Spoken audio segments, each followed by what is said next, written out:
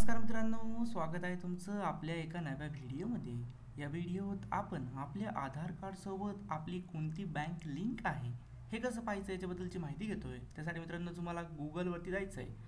गुगलवरती गेल्यानंतर तुम्हाला UIDAI हे सर्च करायचं आहे। ओके, सर्च केल्यानंतर तुम्ही स्क्रीनवरती रिझल्ट पाहू शकता। ही आपल्या आधार कार्डची ऑफिशियल वेबसाईट आहे। त्याच्यानंतर या ठिकाणी तुम्हाला माय आधार या बटनावरती क्लिक करायचं आहे।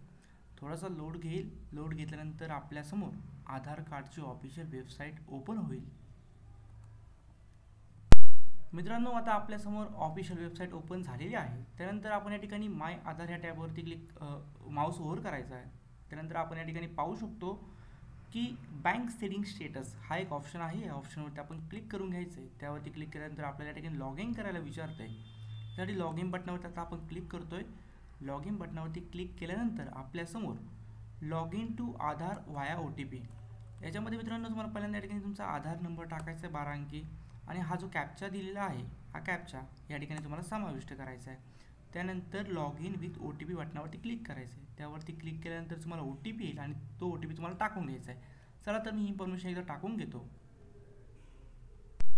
तर मित्रांनो, OTP टाकल्यानंतर आपल्यासमोर हे आपला आधारचा डॅशबोर्ड ओपन होईल।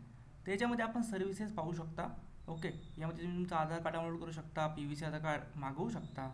त्याचबरोबर बाकीचे ऑप्शन आहे। सगळ्यात महत्त्वाचा ऑप्शन आपल्याला हा आहे की बँक सीडिंग स्टेटस।